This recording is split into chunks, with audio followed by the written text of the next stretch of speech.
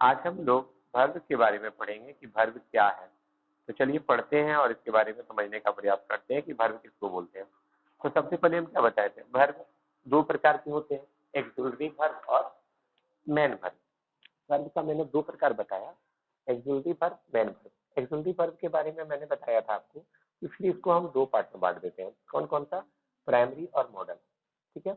Main verb के बारे में फिर मैंने बताया इंट्रांजिटिव और ट्रांजिटिव। ट्रांजिटिव में मोनो आता है, डाई आता है। अब आता है एक्सक्लूसिव वर्ब किसको बोलते हैं। तो बी में आपका आ गया is, am, are, was, were या बी, विल बी। इसको हम लोग क्या बोलते हैं? Primary exclusive. नॉर्मली इसके साथ V4 का प्रयोग होता है। ठीक है। अब पैसिव वॉइस वाला बात नहीं करना, पैसिव वॉइस में आपका बदल जाएगा। पैसिव वॉइस में भी लग जाता है। बोले सर पैसिव वॉइस क्या है? तो जैसे Ram is eating a mango, जब हम उसका पैसिव बनाते हैं तो बन जाता है a mango is being eaten by Ram. तो वहां पर इज उसके बाद लग गया बीइंग, लेकिन देखिए वहां पर भी इन का बीइंग लगा, यानी V4 हो रहा है। ठीक है। हैव, हैज, हैड अगर रहता है कहीं पे तो वहां पे V3 लगाते हैं, और डू, डिड या फिर डज रहता है तो वहां पर क्या लगाते हैं? V1 लगाते हैं। अब मॉडल की अगर बात करें तो कुल मिलाकर मॉडल्स की संख्या 13 है, ये ध्यान रखिएगा। Can, could, may, might, shall, should, will, would, must, need, dare, used to, ought to. अब देखिए अब वही चीज यहाँ पर लिखा हुआ है कि बी के बाद हम लोग V4 का प्रयोग करते हैं। देखिए लिखा भी था, बी के बाद किसका प्रयोग करते हैं? V4 का। तो बस ईज के साथ ING। और वही हम बोले जब हम पैसिव बना देते हैं तो पैसिव में बी के बाद V3 का प्रयोग करते हैं। बी के बाद V3, वेयर था, स्टोलन हो गया। बीइंग का प्रयोग हमेशा पैसिव वॉइस में होता है। अब आता है गीता हैज रीड। देखिए अभी जस्ट मैंने बताया जहाँ हैव नहीं, मतलब हैव, हैज या हैज तीनों के साथ किसका प्रयोग होगा? V3 का प्रयोग होगा, ध्यान रखना है। डू के साथ मैंने बताया कि V1, तो डू में से तो डू ही नहीं आता है, डज भी आता है, डिड भी आता है, और सब में क्या लग जाता है? V1 लग जाता है, ये ध्यान रखना है। अब आता है जैसे हम बोले डू या डिड, डिड के साथ हमेशा किसका प्रयोग होता है? V1 का। तो अगर V1 का प्रयोग होता है तो ये आपका हियर्ड दिया हुआ है, हियर्ड आपका V2 या फिर V3 हुआ है। तो ऐसी स्थिति में ये वाला वर्ड आपका गलत होगा। तो अगर ये पार्ट ए है, ये पार्ट बी है, ये पार्ट सी है, डी है, तो ये आपका बी वाला पार्ट रॉन्ग हो जाएगा। ठीक है, आगे बढ़ते हैं। अब आता है तो इसमें हियर्ड के बदले हियर का प्रयोग होगा। इसके बाद मैंने बताया था जितने भी मॉडल्स हैं, मॉडल्स को के बारे में मैंने बताया था can, could, may, might, shall, should, ought, ये सब जितना भी वर्ड है ये सारा किसको बताता है? मॉडल्स को बताता है। इसके साथ हमेशा V1 का प्रयोग किया जाता है। इसके साथ किसका प्रयोग किया जाता है? V1 का प्रयोग किया जाता है।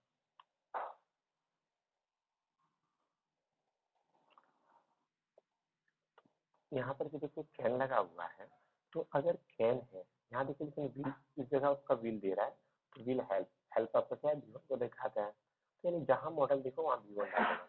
अब आता है और तथा यूज को छोड़कर कोई भी मॉडल अपने बाद टू का प्रयोग नहीं लेता। मतलब सिर्फ एगो ऑट की बात करें या यूज्ड की बात करें, ऑट या यूज्ड में हमेशा टू का प्रयोग होता है, बाकी किसी में भी टू का प्रयोग नहीं होता है। तो अगर विल दे रहा है तो विल के बाद टू का प्रयोग होगा? नहीं होगा। विल के साथ टू का प्रयोग नहीं होगा। किसके साथ होगा? ऑट के साथ होगा या फिर यूज्ड के साथ। ठीक है, चलिए ध्यान रखिएगा। अब आता है दो मॉडल एक्सक्लूसिव का प्रयोग एक साथ नहीं किया जाता। जैसे यहाँ पर दे दिया है आपका शुड दिया हुआ है और मस्ट दिया हुआ है। अगर शुड और मस्ट की बात करें तो कभी भी सूट या मस्ट दो को मॉडल एक साथ नहीं रख सकता। ठीक है, दो मॉडल कभी भी एक साथ नहीं रह सकते, ये आपको ध्यान रखना है। तो ऐसी स्थिति में यही पार्ट में आपका गलती हो गया। अगर दो मॉडल का एक साथ हमको प्रयोग करना ही पड़े किसी कारण से, तो वहां पर हम एंड का सहायता से हम प्रयोग कर सकते हैं, अन्यथा प्रयोग नहीं कर पाएंगे। He should and must go now, तो एंड का प्रयोग करना है कब? जब दो मॉडल का उपयोग एक साथ किया जाता है। अब आता है मॉडल एक्सक्लूसिव सब्जेक्ट के नंबर और पर्सन से अनुशासित नहीं होती, अर्थात सब्जेक्ट सिंगुलर हो या प्लुरल, मॉडल एक्सक्लूसिव के रूप में कोई परिवर्तन नहीं होता। मतलब सिंपल सा वे बोले, मॉडल में हम कभी भी एस, ईएस, आईएनजी ऐसा वर्ड नहीं लगा सकते। मतलब नीड है तो नीड ही लगेगा, डियर है तो डियर लगेगा।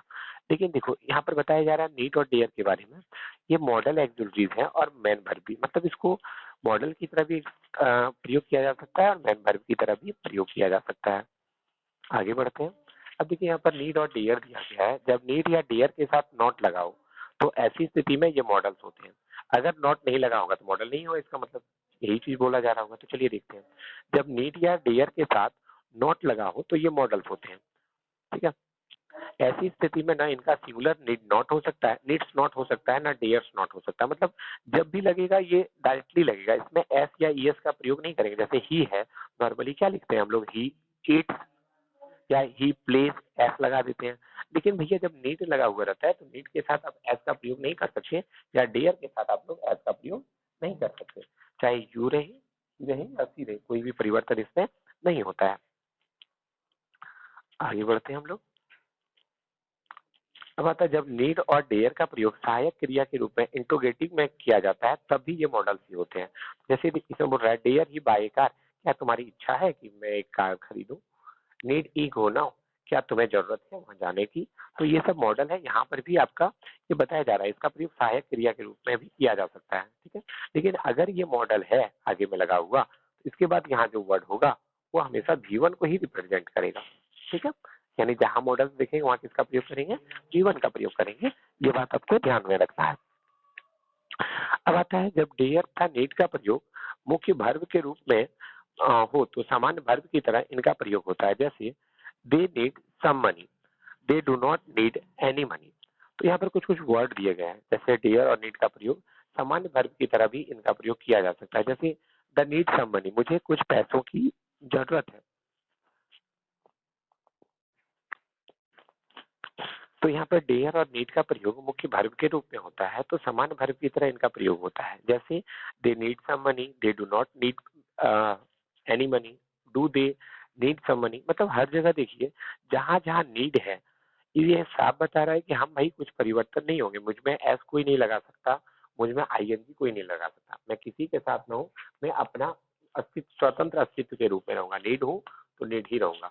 और डू क्या बताता है कि डू के बाद हमेशा किसका प्रयोग होना चाहिए, भी1 का प्रयोग होना चाहिए।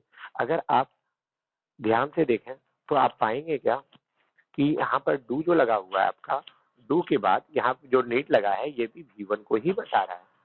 आप समझ में आ गई। आगे बढ़ते हैं। तो जब एक प्राइमरी एक्सुलरीज था मॉडल एक्सुलरीज का प्रयोग एंड से जोड़ करके किया जाता है था उनके लिए एक ही मुख्य वर्ब का प्रयोग होता है, तो आवश्यकता अनुसार दो एक्सुलरीज के लिए मुख्य वर्ब के रूप में उसके फॉर्म को स्पष्ट कर देना चाहिए। जैसे ही हैज, अच्छा एक चीज हम पहले ही बताएं, हैज, हैव या हैड, जहां पे देखिए वहां पर किसका प्रयोग कीजिए, तो V3 का प्रयोग कीजिए। अगर मॉडल आपका है तो मॉडल के साथ किसका प्रयोग कीजिए, तो V1 का प्रयोग कीजिए। मैं फिर रिपीट करता हूँ, हैव, हैव, हैड के साथ V3 का प्रयोग, और मॉडल है तो V1 का प्रयोग। डू, डीड या डज है तो V1 का प्रयोग। ये ध्यान रखना है आपको। इस वाक्य में हैज तथा विल का प्रयोग किया गया है और एंड से क्या किया गया है, इसको जोड़ा गया है, तो ये वाक्य पूर्णतः शुद्ध है। अब इसी में प्रॉब्लम दिया जाता है, मीरा हैज एंड। अच्छा बताओ हैज के बाद किसका प्रयोग होना चाहिए था, V3 का। हैज के बाद जो भी होगा, हैव, हैज या हैड के बाद V3 का प्रयोग होता है, यहाँ तो एंड लगा दिए भाई, तो पार्ट बी में ही गलती है। तो देखिए पूरा सेंटेंस मैंने पढ़ा भी नहीं, बिना सेंटेंस पढ़े मैं ढूंढ लिया कि हैज के बाद ही गलती होगा, क्योंकि हैज के बाद V3 का प्रयोग किया जाता है। आगे बढ़ते हैं हम लोग। जब दो सब्जेक्ट भिन्न नंबर के हों, अब दो सब्जेक्ट दिया हुआ है ये भिन्न नंबर के हों, तो उनके साथ दो टू बी का प्रयोग किया जाता है। जैसे is, am, are, was, were. अब आता है, मैंने कहा कि जब दो सब्जेक्ट भिन्न भिन्न नंबर के हों, जैसे यहाँ पर देखिए लिखा हुआ है 3, तो 3 आप जानते हैं ये पुलर फॉर्म को बता रहा है, एक से अधिक है, एक से अधिक है तो यहाँ पर वेयर लगा है, ये लाइन तो बिल्कुल सही है। थ्री वेयर किल्ड, 3 ठो को मारा गया, एंड वन वाज इंजर्ड। अब देखो वन क्या है, सिंगुलर नंबर को बताता है। अगर वन मेरा सिंगुलर नंबर को बताता है तो ऐसी स्थिति में हम बोल सकते हैं उसके पास उसके साथ सिंगुलर का उपयोग होगा। वेयर तो आपका पुलर को बताता है, वाज आपका सिंगुलर को बताता है। अच्छा बताइए अगर यहाँ पे आर रखा हुआ होता तो इस जगह पे क्या होता, यहाँ अगर आर का प्रयोग होता वेयर की जगह पर, तो यहाँ वाज की जगह किसका प्रयोग होगा, इज का होगा। मैं एक बार रिपीट कर दे रहा हूँ, मैंने कहा जब यहाँ वेयर था पास्ट टेंस में बता रहा था तो यहाँ वाज हुआ, अगर वेयर की जगह आर लगा हुआ रहता तो वन के साथ इज लगता, कोई दिक्कत नहीं ना। अब कह रहा है ध्यान रखें इस प्रकार के वाक्यों में बार बार सिंगुलर सब्जेक्ट या पुल्लर सब्जेक्ट के बाद प्रयुक्त होने वाले वर्ब को हटाकर प्रॉब्लम दिए जाते हैं। अच्छा देखिए आप यहाँ पे टू के साथ क्या लगा रहा है भैया, वेयर लगा रहा है। टू वेयर इंटेलिजेंट, दो ठो इंटेलिजेंट थे, बट वन डल, तो वन डल नहीं होना चाहिए, वेयर है तो यहाँ पर क्या लगना चाहिए, वाज। तो वेयर के बाद वाज, तो वन के बाद वाज तो लगाया नहीं, यानी कि पार्ट डी में ही मेरा गलती है। कोई दिक्कत नहीं ना, ये आप ध्यान रखिएगा कि इसमें किसमें गलती है, पार्ट डी में गलती है, क्योंकि वन वाज डल होना चाहिए था। आगे है आपका, देखिए one was beautiful but two ugly. अब देखिए यहाँ पर भी वन के साथ वाज लगा रहा है, तो सर टू के साथ यहाँ पर वाज तो नहीं लगेगा, लेकिन वेयर लगेगा, क्योंकि टू अगली नहीं हो सकता। इधर आप अगर पास्ट टेंस का प्रयोग कर रहे हैं तो इधर भी आपको पास्ट टेंस का प्रयोग करना चाहिए था। तो टू के साथ आप यहाँ वेयर लगाते, तो वेयर वाज यहाँ कुछ भी नहीं लगा, तो ये भी गलती है। अगर यहाँ पे वाज लगा भी देता तो भी ये गलत ही होता। क्यों, क्योंकि यहाँ पर वेयर का प्रयोग करना है। दो है, एक रहेगा तो वाज, दो रहेगा तो वेयर, या फिर यहाँ पे एक रहता तो इधर हमको आर लगाना होता। ठीक है, नहीं आर इसके कारण नहीं, इस टू के कारण आर लगाएंगे। ठीक है, और वन के कारण यहाँ पर हम इज लगाएंगे। कोई दिक्कत नहीं है ना, आगे बढ़ते हैं हम लोग। तो आता है बोलचाल की भाषा में प्रश्न में दिए गए वाक्यों को शुद्ध माना जाता है, लेकिन विद्यार्थी, इस लाइन के बारे में मैंने पहले भी कहा था, इसको पढ़िएगा ही नहीं, क्यों कंफ्यूजन क्रिएट करना है हमको पढ़ के। चलिए आगे बढ़ते हैं। अब आता है main verb principal verb. Main verb के प्रयोग से संबंधित कई प्रकार के प्रश्न पूछे जाते हैं, जैसे किसी खास वर्ब के बदले किसी अन्य वर्ब का प्रयोग जिससे वाक्य मीनिंगफुल नहीं हो पाता। ही रेज ए प्रॉब्लम के बदले ही रोज ए प्रॉब्लम। अब देखो ये वर्ड बदल रहा है, क्या बोल रहा है, रेज की जगह हमको किसका प्रयोग करने का रहा है, रोज का। तो रेज मतलब होता है कि परेशानी खड़ा करना या कुछ प्रॉब्लम को पूछना, रोज मतलब भी वही है कि परेशानी को उठाना। तो आखिर ये सेंटेंस क्यों बदला जाता है, इसके बारे में हम लोग जानेंगे। जैसे हु डिस्कवर्ड रेडियम के बदले हु इन्वेंटेड रेडियम, ऐसा क्यों किया जाता है। अब जैसे हम बात करें, रेडियम डिस्कवर किया गया, डिस्कवर मतलब रेडियम खोजा गया, या इन्वेंट बनाया गया। तो जैसे कुछ कुछ सेंटेंस क्या होता है, अब जैसे हम बोले सड़क क्या हुआ, खोजा गया या बनाया गया, तो सड़क बनाया गया। लेकिन वहीं हम बोले पुर्तगाली यात्री 1498 में कौन आया था, Vasco D gamma, thank you. Vasco D gamma 1498 में ने उसने भारत की खोज की। तो भैया भारत पहले से था, वो आया इस जगह पे तो उसने खोजा, लेकिन अगर बनाता तब उसका क्या बोलते हैं हम, इन्वेंटेड, और खोजा तो डिस्कवर्ड। ये एकदम छोटा छोटा अंतर है। अगर मैं बोलूं कि मैंने ये चटाई बनाया, तो यहाँ पर हम डिस्कवर्ड बोलेंगे, इन्वेंटेड बोलेंगे, हाँ सॉरी इन्वेंटेड बोलेंगे, डिस्कवर नहीं कर सकते क्योंकि मैंने खोजा नहीं। अगर केला का पत्ता में बोलता तब डिस्कवर्ड, उसे मैंने खोजा है। बात समझ में आ गई ना। तो ये सेंटेंस बदलता है, कैसे बदलता है हम लोग पढ़ेंगे आगे।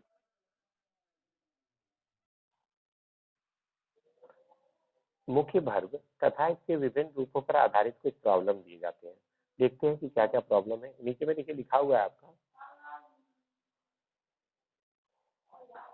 कुछ प्रॉब्लम इस प्रकार दिए जाते हैं। यहाँ पे प्रॉब्लम दिया हुआ है V1 V2 V3। बियर का अगर हम बात करें तो देखो बियर V1 है, V2 इसका बोर है, और V3 क्या है, बॉर्न है। तो बॉर्न का प्रयोग सिर्फ पैसिव वॉइस में होता है। He was born in 1980। अब देखिए यहाँ पर वाज लग रहा है लेकिन आईएनटी नहीं लग रहा है, ये पैसिव में बता रहा है कि ही वॉज बॉर्न इन 1980, उसका जन्म 1980 में हुआ था। ये पैसिव करके बता रहा है। अब लेकिन सर एक्टिव और पैसिव क्या है, तो एक्टिव है जिसमें कर्ता प्रधान होता है उसको एक्टिव बोलते हैं, और जिसमें क्या होता है कर्म प्रधान होता है उसको पैसिव बोलते हैं। जैसे राम एक आम खाता है, इसमें राम करता है, लेकिन आप बोले एक आम राम के द्वारा खाया जाता है, मतलब आम बड़ा चीज हो गया वहाँ और आम छोटा चीज हो गया। ठीक है, तो यहाँ पर भी बच्चे का जन्म लेना या उसने जो जन्म लिया था 1980 में हुआ था। यहाँ पर मुख्य क्रिया बोले तो यहाँ पर किसको बना दिया है, बॉर्न को बना दिया। तो ऐसी स्थिति में ये आपका पैसिव को बता रहा है, तो इसलिए यहाँ पर क्या हुआ, पैसिव में आपका वाज के साथ V3 का प्रयोग हो गया। आप लोग जानते हैं जब भी पैसिव बनाते हैं किसी सेंटेंस का तो V3 का प्रयोग करते हैं पैसिव बनाते समय। अब यहाँ पे कुछ और नाम दिया गया है V1 V2 V3 का। फाइंड का फाउंड, फिर है फाउंड का फाउंडेडेड। देखो पाना और न्यू डाला, देखिए ये दोनों फाउंड का मीनिंग एक जैसा दिखने में लग रहा है लेकिन दोनों का मीनिंग अलग है। ये फाउंड मतलब खोजना या पाना हो गया, और इसका मतलब हो गया नींव डालना, कि भैया मैंने अपना घर बनाने के पहले नींव डाली, उसके बाद आगे ऊपर काम किया। ठीक है, आगे बढ़ते हैं अब। हैंग हंग हंग, हैंग मतलब क्या होता है, लटकाना। हंग मतलब फिर आपका वही हो जाएगा, लटकाना वाला संदर्भ है। तो ये सब आप याद कर लीजिएगा कि किसका क्या होता है, रेज राइज राइज। राइस, रोज, रीजन। देखिए यहाँ पर दो गो वर्ड है, अभी हम बोले राइस और रोज में भी कंफ्यूजन हो रहा था। तो ये रोज का मतलब होता है जगना, और ये रोज का मतलब होता है खड़ा करना या उठाना।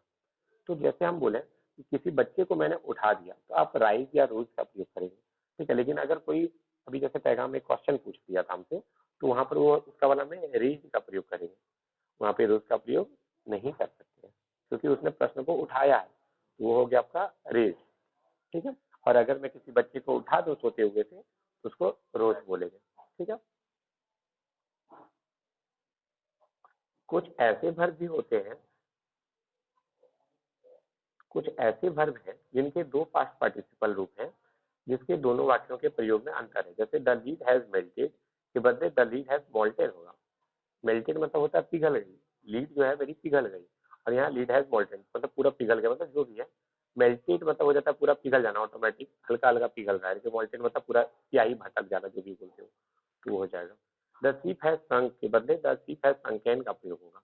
ये कल भी मैंने बताया था संक और संकेन के बारे में। चलिए देखिए यहाँ पे लिखा हुआ है, डिटेल में पढ़ लेते हैं एक बार। मैंने जब ये बताया था आपको कि सीप हैज संक, इसके बजाय ए संकेन शिप, तो ए संकेन शिप के बारे में मैंने बताया था आपको, ये आपका टाइटेनिक का जहाज हो सकता है। टाइटेनिक का जहाज पानी के अंदर आज भी है तुम्हारा, ठीक है। वो डूब गया है तो पानी के अंदर है ना कहीं पे, वहां पर कुछ लोग पैसा खर्चा करके गया भी था देखने के लिए ये कैसा है, ठीक है। तो उसको बोलते हैं संकेन शिप। तो ये आपको समझ में आ गया होगा, संकेन शिप मतलब डूबा हुआ, और ए शिप है संक मतलब कि वो डूब नहीं रहा है, टाइप का बोले तो तैर रहा है, ठीक है। तो ये सब बातें कुछ कुछ उसके साथ आती है। चलिए आगे देखते हैं। कुछ वर्ब है दिया हुआ, ये आपको याद करना पड़ेगा। इसमें देखिए V3 का आपका दो फॉर्म में दिया गया है। एक देखिए जैसे बाइंड का ही हम पढ़े तो बाउंड भी है और बाउंडन भी है। ये दोनों वर्ड कब किस जगह पे इस्तेमाल किया जाएगा इसके बारे में हम लोग जानेंगे। जैसे ड्रिंक था तो ड्रिंक, ड्रैंक, ड्रग बचपन से इतने तक पढ़ते आ रहे थे, लेकिन ये वाला हम लोग बचपन में नहीं पढ़े थे। अब यहाँ पर क्या होता है, एक और चीज मिल गया है कि भाई V3 को भी हम दो पार्ट में बांट दिए। ये दोनों पार्ट कौन कौन से हैं ये हम लोग देख लेते हैं। तो बाइंड, बॉन्ड, बॉन्ड या बॉन्डेन, ड्रिंक, ड्रैंक, ड्रंक या ड्रंकेन, गेट, गॉट, गॉट या गॉटेन, स्लिंग, फ्रैंक, फ्रंक या फ्रंकेन। तो इसका इस्तेमाल कब और कहाँ करेंगे, चलिए देखते हैं। V3 के खंड ए में दिए गए पास्ट पार्टिसिपल रूप V3 अर्थात मुख्य वर्ब के तीसरे रूप में काम करता है। तो he a ship has sunk, he has drunk much. इसके जगह V3 के खंड बी में पास्ट पार्टिसिपल रूप एडजेक्टिव का काम करते हैं, मतलब उसकी विशेषता बताते हैं। एडजेक्टिव का मतलब होता है आपका विशेषता बताना। थोड़ा समझते हैं अपने ध्यान से। मैंने क्या कहा कि भैया आपको विशेषता बताना, ए संकेन शिप मतलब एक डूबा हुआ शिप। लेकिन जब हम बोले ए शिप हैज संक, तो इसमें ये संक जो है इस शिप की विशेषता नहीं बता पा रहा है। लेकिन अगर ये आगे लग जा रहा है, ये संकेन सीप, तो आगे लग गया ना, आगे लग गया तो सीप की विशेषता बता रहा है। ये मच ड्रंकेन मैन, इसका मतलब ये ड्रंकेन आगे लग रहा है ना आपका, तो ये एडजेक्टिव के रूप में है, ये विशेषता बता रहा है। कैसा आदमी, एकदम फलाट आदमी, पूरा पी के एकदम नाली वाली घोल्टा गया है, ठीक है। तो अब तो पता चल गया होगा संकेन ड्रंकेन का मतलब क्या हुआ, पूरा उसका विशेषता जो बतला रहा है उसके बारे में कहा गया है। यहाँ तक हम लोग चर्चा कर चुके थे। यहाँ तक किसी को कोई प्रॉब्लम है? इन्फिनेटिव नॉन फाइनाइट वर्ब का वह रूप है जो टू के साथ या टू के बिना प्रयुक्त होता है। जैसे यहाँ पर क्या दे रहा है, इन्फिनेटिव नॉन फाइनाइट वर्ब का वह रूप जो टू के साथ प्रयोग होता है या टू के बिना प्रयोग होता है। आई वॉन्ट टू गो, मैं जाना तो चाहता हूँ, यहाँ टू लग गया। लेट हिम गो, ठीक है, तो तुम जा सकते हो। यहाँ पर विदाउट टू के रूप में भी इसका प्रयोग किया जा सकता है। इन्फिनेटिव का प्रयोग क्या किया गया, कर्ता के रूप में। जैसे to swim is a good exercise, यहाँ पर देखिए आगे में टू स्विम लग गया, तो यहाँ पर टू का प्रयोग क्यों किया जा रहा है, क्योंकि ये सेंटेंस सब्जेक्ट को बता रहा है, ठीक है, कि भैया तैरना जो है एक अच्छा एक्सरसाइज हो सकता है। तो to swim is a good exercise, तो टू स्विम आपका क्या है, सब्जेक्ट है, इसलिए इसके आगे में क्या लग गया आपका, टू लग गया। अब इसका आगे का सेंटेंस देखते हैं। अब देखिए कर्ता के रूप में तो हो गया, टू स्विम वहां पर कर्ता था, सब्जेक्ट था, लेकिन यहाँ पर देखिए टू डाई ये ऑब्जेक्ट को बता रहा है, ठीक है। No one wants to die, कोई मरना नहीं चाहता। यहाँ पर मेन सब्जेक्ट क्या हो गया, कोई, ठीक है, कोई मरना नहीं चाहता। तो टू डाई आपका क्या होगा, कर्म के रूप में इसका उपयोग किया जा रहा है। अगला है आपका क्रिया के कॉम्प्लीमेंट के रूप में भी इसका इस्तेमाल किया जाता है। He is to go, he is to go. To go का मतलब क्या होगा, कोई बताएंगे? मैं वह जाता तो है, इसका शुद्ध हो जाएगा उसे जाना है। ही इज टू गो का उसे जाना है। ठीक है। अब अच्छा, उद्देश्य या पर्पस का कारण बताने के लिए भी आप टू का प्रयोग कर सकते हैं। जैसे he sold his watch to buy book, उसे अपनी घड़ी बेचनी है क्योंकि उसे क्या करना है, किताब खरीदना है। तो जब किसी का उद्देश्य का कारण बताना है, उद्देश्य बताना या कारण बताना है, तब भी हम टू का प्रयोग कर सकते हैं कि वह उसे अपनी घड़ी बेचनी है। क्यों भाई? क्योंकि उसे अपना किताब खरीदना है। He started weeping to see his son dead, उसने रोना स्टार्ट कर दिया क्योंकि वह अपने मरे हुए बच्चे को देखना चाहता है। To see his son dead, तो रोने का कारण क्या होगा, बेटे को मरा देखना। तो भैया ऐसी स्थिति में हम बोल सकते हैं यहाँ टू सी जो है आपका क्या लग गया, और टू जो लग रहा है किसके कारण लग रहा है, कारण बताने के लिए लग रहा है। अगला देखिए, यहाँ पर कुछ वर्ड दिए गए हैं आपके सामने। Ask, advice, allow, command, force, forbid, invite, courage, compel, cause, beg, order, imagine, instruct, permit, request, tell, require, remind, teach के बाद object plus to plus V one का प्रयोग होता है। तो भाई इतना वर्ड जो मैंने पढ़ा, ये सारा वर्ड आपको याद रखना पड़ेगा कि इन वर्ड के बाद हमेशा to plus object plus to plus V one का प्रयोग होता है। किसके किसके बाद? कमांड का। देखिए एक बात ध्यान से देखिए, तो इसमें सब में कुछ समानता दिख रही है। आस्क मतलब पूछना या पूछा, एडवाइस मतलब सलाह देना, एलो मतलब एलो कर देना, परमिट दे देना, कमांड कमांड देना कि भाई ठीक है शांति से बैठ जाओ अच्छे से, तो कमांड देना, फोर्स करना। ये सब में देखिए एक टाइप का ऑर्डर देने का बात आ रहा है। तो अगर ऑर्डर टाइप का देने वाला बात आ रहा है सब में, तो ऐसी स्थिति में मतलब किसी को कुछ देना है, एडवाइस देना है, सलाह देना, वास्तव में कोई सामान नहीं दे रहा है, आप इमेजिन कर सकते हैं कि मैं कुछ दे रहा हूँ। तो ऐसी स्थिति में क्या लगता है, ऑब्जेक्ट लगता है, फिर टू लगता है और उसके बाद फिर भी वन लगता है। ये ध्यान रखिएगा। तो आप देखिए सेंटेंस दिया हुआ है कि एडवाइस में, देखिए एडवाइस यहाँ पे था ना, इसके बाद क्या लगा, ऑब्जेक्ट लगा, ऑब्जेक्ट आपका क्या है, मी है। उसके बाद देखिए टू लगा, उसके बाद क्या लगना चाहिए था सर, जीवन लगना चाहिए था, आप ये भी बताएं। तो he advice me to do it at once, किसी उसने मुझे एडवाइस किया कि तुम एक समय में एक ही काम करो। ठीक है, आगे बढ़ते हैं। She compelled you to leave the place, उसने मुझे कंपेल किया, कंपेल मतलब उसने मुझ पर दबाव डाला कि तुम इस जगह को छोड़ दो। तो कंपेल्ड लगा, तो उसके बाद किसने कंपेल्ड किया, तो तुमने कंपेल्ड किया। टू लीव तुम छोड़ दो द प्लेस। तो भाई यहाँ पे बता रहा है कि इन वर्ड के बाद हमेशा ऑब्जेक्ट का प्रयोग होता है, फिर टू का, फिर बी वन का। ठीक है, किंतु इनका प्रयोग यदि पैसिव वॉइस में हो तो ऐसे हो जाता है कि भैया फिर देखिए वही है, परमिट का परमिटेड हो गया, टू गो हो गया, इसमें ऑब्जेक्ट गायब हो जाता है। देख लीजिए वहां पर क्या था, object plus to plus V one था, ऊपर में देख सकते हैं आप, यहाँ पे लिखा हुआ है object plus to plus V one ऊपर में था। लेकिन जब इसका आप पैसिव फॉर्म में लेते हैं, यहाँ देखिए पैसिव फॉर्म बोला गया था, ध्यान से देखिएगा, यदि पैसिव वॉइस में हो तो टू प्लस वी वन सीधा प्रयोग हो जाएगा। तो she was permitted to go with him, उसने उसे परमिट दिया कि तुम उसके साथ जा सकते हो। मान लेते हैं हमको मन में आया कि मेरी वो गर्लफ्रेंड है, हम उसके साथ जाएंगे घूमने के लिए। अब ऐसी स्थिति में क्या होगा, वो पहले जाएगी, अपना पहले पापा से पूछेगी, पापा उसको परमिट देंगे तब वो जा सकती है। तो ऐसी स्थिति में हम बोल सकते हैं कि सी यहाँ पर भले पहले लग रहा है, लेकिन ये सी उसके लिए नहीं लग रहा है, इसको परमिशन मिल रहा है कि पैसिव के रूप में काम कर रही है वो। बात समझ में आ गया ना? चलिए ठीक है, आगे बढ़ते हैं। ठीक है, मैसेज को एडिट करते हैं।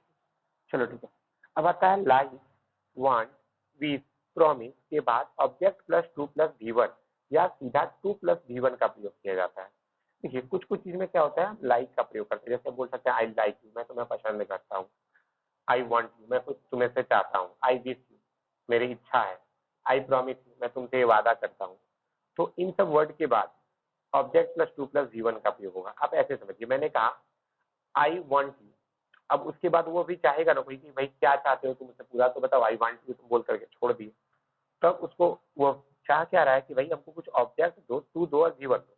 तब मैंने कहा आई वांट, मैं चाहता हूँ, आई वांट एवरीवन, मैं सभी से चाहता हूँ। अब राजू पूछा सर सभी से क्या चाहते हैं सर, आपको फी के अलावा तो और कुछ दिखता नहीं है। तो हम बोले नहीं भाई, हम लिसन करना चाहते हैं। I want everyone to listen to this notice, कि मैं या जो नोटिस पढ़ रहा हूँ उसको तुम लोग सभी ध्यान से सुनो। तो यहाँ लिसन मतलब सुनना, ठीक है, लिसन मतलब सुनना। तो to listen to this notice, तो यहाँ पर देखिए एवरीवन आपका ऑब्जेक्ट आया, उसके बाद टू आया, फिर आपका क्या आ गया, लिसन आ गया। लिसन आपका क्या है, V1 को बताता है टू दिस नोटिस, ठीक है। अब जैसे आई वांट टू गो, ये लड़का बोल रहा है सीधा सीधी आई वांट टू गो, मैं जाना चाहता हूँ। तो भैया यहाँ पर देख लीजिए, यहाँ पर मी नहीं लगा। अगर मी नहीं लगा कि ये किसके साथ चला गया, इसके साथ चला गया कि भैया इस सब वर्ड के साथ object plus to plus V1, या चाहे तो सीधा टू प्लस V1 भी लगा सकते हैं। आई वांट मैं चाहता हूँ, तो आई वांट मी नहीं बोले, आई वांट टू गो, मैं जाना चाहता हूँ, बस हो गया। बात समझ में आ रही है ना? चलिए आगे बढ़ते हैं।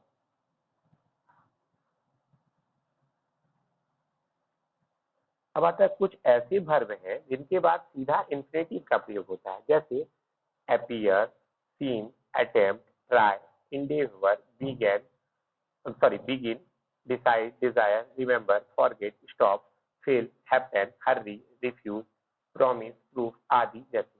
तो यहाँ पर देखिए लिखा हुआ क्या है, they refuse to work for you। तो यहाँ पर देखिए कह रहा है कुछ वर्ब ऐसे हैं जिसके बाद सीधा फाइनाइट का प्रयोग होता है।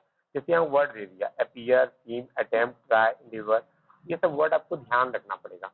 जैसे दे दिया दे रिफ्यूज, वे लोगों ने रिफ्यूज कर दिया, रिफ्यूज का भी टू रूप, तो इसके बाद किसका प्रयोग करेंगे, टू का, टू वर्क फॉर यू, वे लोगों ने काम करने से उनके लिए या तुम्हारे लिए मना कर दिया, ठीक है। तो they refuse to work for you, ध्यान रखिएगा।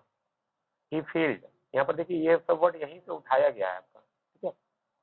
यहाँ पर देखिए वर्ड लिखा हुआ है फेल, मैं अपने मन से नहीं बता रहा हूँ। He failed to pass the examination, he failed to pass the examination, वह एग्जाम में पास होने के बजाय फेल हो गया, ही फेल्ड हो गया। ध्यान रखें ऐसे वाक्यों में जहां टू प्लस V1 का प्रयोग किया जाता है, सामान्यतः इसमें डेट क्लाउज का प्रयोग करके प्रॉब्लम दिया जाता है। तो भैया डेट लगेगा क्या, नहीं लगेगा। ही फॉरगॉट, यहाँ पर देखिए डेट दिया हुआ है, तो डेट का प्रयोग करेंगे क्या, नहीं। अभी हम जस्ट हमने पढ़ा कि सर देखिए ऊपर में यहाँ पर आपका लिखा हुआ था कि फॉरगेट रे, स्टॉप रे, यहाँ फॉरगेट का वर्ड वहां नीचे में था ना, तो ये वर्ड क्या याद करना पड़ेगा, बिल्कुल याद करना पड़ेगा। तो ही फॉरगेट डेट नहीं होगा, ही फॉरगेट टू होना चाहिए। डेट ही सूट के बदले किसका प्रयोग होना चाहिए, to. He forget to bring a pen, वह एक कलम को लाने भूल गया। तो कौन सा पार्ट में गलती है, इस बी वाले पार्ट में गलती। यहाँ पर डेट का प्रयोग नहीं किया जाना चाहिए। कैसे जाने सर, कितना वर्ड आपको याद करना पड़ेगा, इसी वर्ड के सहारे हम जानेंगे कि इसके बाद टू का प्रयोग कर रहे हैं, डेट का प्रयोग नहीं कर रहे हैं। अब एक बात आती है कि सर इतना याद कैसे होगा, तो नॉर्मल सा बात है, इस किताब में टोटल 4 पेज है इस चैप्टर के लिए, तो इसको आप कॉपी पर लिखिए, कितना जाएगा, 15 पेज जाएगा, उससे अधिक नहीं जाएगा। तो आपको आराम से लिखना पड़ेगा, याद करना पड़ेगा, तब जाके आप कंप्लीट कर सकते हैं। चलिए आगे देखते हैं। अब आता है दैट ही शुड के बदले किसका प्रयोग करेंगे, टू का प्रयोग करेंगे। He forgot to bring a pen. अब देखिए रिमेंबर की बात करें, फॉरगेट की बात करें, लाइक की बात करें या स्टॉप की बात करें, ये सब कुछ ऐसे वर्ब हैं जिसके बाद इंफिनिटिव में टू प्लस V1 का प्रयोग होता है। लेकिन अगर जिरंड लग जाए, जिरंड किसको बोलते हैं, V प्लस ING यानी V4 को बोलते हैं, तो इसके प्रयोग के अर्थ में अंतर आ जाता है। जब आप टू प्लस V1 का प्रयोग करेंगे और जब आप डायरेक्टली सीधा V4 का प्रयोग करेंगे, तो दोनों का वर्ड का मीनिंग में अंतर आएगा। अब ये सी वाली बात है, यहाँ V1 लगा रहे हो, यहाँ V4 लगा रहे हो, तो अंतर तो आएगा ही।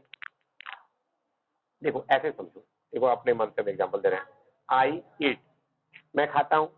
अब इसके बजाय कोई लड़का बोले कि सर आई एम ईटिंग, दोनों में अंतर आ गया ना, मैं खाता हूं और मैं खा रहा हूं, सेंटेंस में तो अंतर आएगा ही। तो ठीक उसी प्रकार यहाँ पर कह रहा है जीरेंड मतलब बिफोर होता है, तो क्या अंतर आएगा, तो चलिए देखते हैं। I will remember to post the letter, मैं इस लेटर को पोस्ट करना याद रखूंगा। मान लेते हैं अभी राजीव जब घर से चला, उसके पापा को लेटर दिए, बोले कि जाओ पोस्ट ऑफिस में जाकर के डाल देना। तो ये बोला ठीक है, मैं याद रखूंगा कि मुझे लेटर को वहां पे पोस्ट करना है। अब आता है चिट्ठी पोस्ट करनी है, इसे मैं याद रखूंगा। लेकिन अगर इसके बजाय ये रहता I will remember posting the letter, चिट्ठी पोस्ट की गई है और इसे मैं याद रखूंगा। देखिए सेंटेंस बदल गया। पहला क्या बोला कि चिट्ठी पोस्ट करना है, इसके पापा बोले कि तुमको चिट्ठी पोस्ट कर देना, याद रखना, सारवा जाके भूलना नहीं तुम। अब क्या होगा, सेकंड सेंटेंस बोल रहा है I will remember posting the letter. अभी पोस्ट कर दिया, तब हम मिले इसको, हमने अरे कि लेटर का जवाब जो है तुमको 2 साल के बाद आएगा, याद रखना कि इन 2 साल के टाइम में कि भाई हम कहियो पोस्ट किए थे। तो ये हो गया I will remember posting the letter, कि जो लेटर तुम पोस्ट किया है इसके बारे में याद रखना, 2 साल के बाद इसका रिजल्ट आएगा, यानी रिजल्ट भी देखने भूल जाना, नहीं तो बस हो गया रेलवे निकल। अब आता है ही स्टॉप्ड टू स्मोक, वह सिगरेट पीने के लिए रुका। ही स्टॉप स्मोकिंग, उसने स्मोकिंग करना छोड़ दिया। देखिए यहाँ पर दोनों का मीनिंग बदल रहा है। ही स्टॉप्ड टू स्मोक मतलब बाइक से हम कहीं जा रहे थे, बलिया चौक के पास रुके और बैठ करके सिगरेट पीने के लिए रुक गए हम, तो वह सिगरेट पीने के लिए रुका। ही स्टॉप टू स्मोक। और अगर हम बोले ही स्टॉप स्मोकिंग, उसने सिगरेट पीना बंद कर दिया, तो देख लीजिए टू स्मोक लगा तो मीनिंग अलग, और स्मोकिंग लग गया तो मीनिंग अलग। ठीक है, जैसे आप लोग शायद जानते होंगे जो राम का किरदार निभा रहे थे रामायण में, पहले वो सिगरेट पीते थे, बाद में एक बार कोई और महिला आई थी, उनके पास आकर के भरपेट गाली दी कि हम लोग आपको भगवान मानते हैं, पूछते हैं और आप सिगरेट पीते हैं। उसके बाद वो इंसान सिगरेट मतलब कोई भी तरह का नशा पान करने छोड़ दिया, कुछ भी नहीं करने लगा, एकदम बहुत अच्छा लाइफ व्यतीत करने लगा। खैर आगे बढ़ते हैं। अब आता है नो के बाद आवश्यकता अनुसार हाउ, वेयर, व्हेन, व्हाई का प्रयोग कर इंफिनिटिव का प्रयोग किया जाता है। अब देखिए जैसे यहाँ पर लगा दिया know how to write a paragraph, इसका मतलब क्या हुआ कि मैं नहीं जानता, यानी कि कोई वर्ड जो है आपको ये ध्यान रखना पड़ेगा कि जब भी नो लिखा हुआ रहे, सारा वर्ड नहीं है, एक ही वर्ड के बारे में बता रहा है, ओनली नो के बारे में, नो के साथ ही हम ये सब वर्ड लगाते हैं, ये आपको ध्यान रखना है। जहां नो रहेगा वहीं पे, उसके अलावा सेंटेंस पर हमको दिमाग नहीं लगाना है। तो यहाँ तो अब आता है they know where, why, when to start the word. तो देख सकते हैं आप नो दिया हुआ है, नो के साथ क्या क्या लग सकता है, वेयर लग सकता है, वाई लग सकता है, व्हेन लग सकता है, या उस बाद आपका किसका प्रयोग होगा, इंफिनिटिव का, टू स्टार्ट का। तो ये ध्यान रखिएगा, नो के बाद डायरेक्ट इंफिनिटिव यानी टू प्लस गिवन का प्रयोग नहीं होता है, नो के बाद आपको कोई वर्ड डालना पड़ेगा। ठीक है, नो के बाद डायरेक्ट यहाँ पर प्रयोग नहीं हो रहा है, नो के बाद डायरेक्ट प्रयोग टू राइट का नहीं कर रहे हैं, बीच में वो क्वेश्चन वाला वर्ड आ रहा है, वेयर आ जाए, वाई आ जाए, व्हेन आ जाए, जो भी आए। चलिए आगे देखते हैं। अब आता है ध्यान रखें, नो के बाद सीधा इंफिनिटिव का प्रयोग कर प्रॉब्लम दिया जाता है, जैसे he informed me that he knew to play on the harmonium, no error. अब देखिए यहाँ पर एक प्रॉब्लम दे दिया, he informed me। अच्छा देखिए जब inform me लगा, that he knew to play, अच्छा बताइए टू के पहले हमेशा किसका प्रयोग करते हैं, V1 का, और यहाँ पर न्यू लगा दिया, न्यू क्या है मेरा, V2 है, तो V2 के बाद हमको जगह क्या करना होगा, नो का प्रयोग करना होगा। तो न्यू के बाद, और या फिर आप न्यू लगा रहे हैं तो यहाँ पर आपको क्या करना पड़ेगा, हाव लगाना पड़ेगा, कुछ तो लगाना पड़ेगा भाई, क्योंकि टू के पहले तो V1 नहीं लगता। तो यानी किसमें गलती है, पार्ट सी में गलती है, हाँ हाउ टू प्ले होना चाहिए, कोई दिक्कत नहीं ना। अब आता है ओमिशन ऑफ टू। यद्यपि इंफिनिटिव का मुख्य पहचान टू है, तथापि कुछ हालतों में इसका प्रयोग वर्जित है। ऐसे इंफिनिटिव जिसके साथ टू का प्रयोग नहीं होता है बियर इंफिनिटिव कहलाते हैं, जैसे अलो हिम टू गो, इसके बजाय हम कर सकते हैं लेट हिम गो, इसके स्थान पर हम क्या किए, लेट हिम गो। तो यहाँ गो क्या है, एक बियर इंफिनिटिव है, तो यहाँ पर टू का प्रयोग करना गलत होगा, क्योंकि लेट हिम लग गया ना, तो यहाँ पर आप टू गो नहीं लगा सकते, लेकिन एलो हिम टू गो यहाँ पर लगेगा। एलो के साथ टू लग रहा है, लेकिन लेट के साथ टू का प्रयोग नहीं किया जाता है। Let, Beed, watch, B hold, see, feel, make, इन लोग के बदले में क्या होता है, इनके बाद आपका जो इंफिनिटिव का प्रयोग किया जाता है वर्ड बगैर टू के होता है। तो आपको ये वर्ड याद रखना पड़ेगा, कौन कौन, let, Beed, watch, B hold, see, feel, make, ये सब वर्ड के बाद हमेशा जो प्रयोग होगा वो टू के बगैर होगा। मतलब आई हियर्ड हिम स्पीक, यहाँ टू स्पीक नहीं लगाएंगे, वी वॉच हिम गो। तो सर ये सब लिखिएगा तब ना आपको याद रहेगा, नहीं लिखिएगा तो कहाँ से याद रहेगा, बोले लिखना पड़ेगा, पेज भरना पड़ेगा। अब आता है we watch him go and return. तो देख लीजिए ये सब क्या है, बेयर इन्फिनेटिव है। किसके कारण बेयर हो गया, ये वॉच के कारण बेयर हो गया। यहाँ पर टू का प्रयोग नहीं कर सकते। यहाँ मेड है, किसका भी टू है, मेक का भी टू है, तो वहां पर ऊपर में लिखा हुआ था, इसके बाद आपका नहीं कर सकते हैं। देखिए यहाँ पर मेक लिखा हुआ है। और एक बात और हम आप सबको बोलेंगे, किसी किसी का मन में जो आता है सर इतना क्यों लिखें, भाई ये जो किताब आप पढ़ रहे हैं अशोक सिंह का, वो भी तो एक बार पहले पूरा लिखा होगा तभी तो कर किताब प्रिंट हुआ है। अब तब ना आज इतना उसका किताब से हम लोग पढ़ रहे हैं, सोचो कितना महान आदमी होगा, कितना खटा होगा। तो तुमको महान बनना है तो तुमको भी खटना पड़ेगा। चलिए आगे देखते हैं। लेकिन अगर पैसिव में उपरोक्त वर्णित वर्ब के बाद टू प्लस इन्फिनेटिव का प्रयोग किया जाता है, जैसे she was made to laugh, तो मेक का देखिए V2 क्या बनाया, मेड। तो भाई ये क्या हो रहा है, टू लाफ। इसमें क्या हुआ, ये पैसिव सेंटेंस को बता रहा है। अगर पैसिव सेंटेंस को बता रहा है तब ऐसी स्थिति में टू का प्रयोग करेंगे। ठीक है, अब आगे बढ़ते हैं। बी नंबर, मॉडल एक्सुलरीज कितना है, सीरट हुआ, can, could, may, might, shall, should, will, would, सब आप जानते ही है। इन सब के बाद इन्फिनेटिव का प्रयोग बिना टू के होता है। इसके बाद क्या होता है, लेकिन यहाँ पर देखिए डेयर नहीं है, डेयर नॉट है लिखा हुआ और नीड नॉट है। ठीक है, तो नीड नॉट और डेयर नॉट के साथ आपका किसका प्रयोग होता है, बिना टू के होता है। जबकि उधर हम पढ़े थे कि यूज टू और ऑट टू पढ़े थे ना। अब यहाँ पर देखिए, अर्थात यूज और ऑट को छोड़ करके सबके बाद तुम्हारा बेयर इन्फिनेटिव का प्रयोग होता है। बेयर इन्फिनेटिव मतलब टू का प्रयोग नहीं होगा, लेकिन एगो यूज को छोड़ दो और एगो ऑट को छोड़ दो, इन लोगों के साथ टू हमेशा लगेगा। तो चलिए अब देखते हैं सेंटेंस क्या क्या बना। I shall go to the station, यहाँ देखिए लग गया है, I shall go to the station. You need not work hard, तो मॉडल है, मॉडल के बाद हमेशा V1 का प्रयोग होता है, आप सभी जानते हैं। यहाँ पर टू का प्रयोग करेंगे क्या, नहीं करेंगे। सेल भी आपका क्या है, मॉडल है, मॉडल के बाद करेंगे क्या इस जगह टू का प्रयोग, इस जगह नहीं हुआ। ये तो स्टेशन को इंडिकेट कर रहा था, टू द स्टेशन में। ठीक है, चलिए अभी चार अब देखिए, had better, had rather, had sooner, had as soon as, ये सब क्या है, बेयर इन्फिनेटिव है। और इन्फिनेटिव विदाउट टू का प्रयोग होता है इसमें। तो वही है, he had better go now. इस पेज से रहने दीजिए, हम कल कर लेंगे। यहाँ तक आप लोग पूरा कर लीजिएगा, जितना तक हो गया उसको कॉपी पर लिखना है। थैंक यू सो मच, इसको हम कल कर देंगे।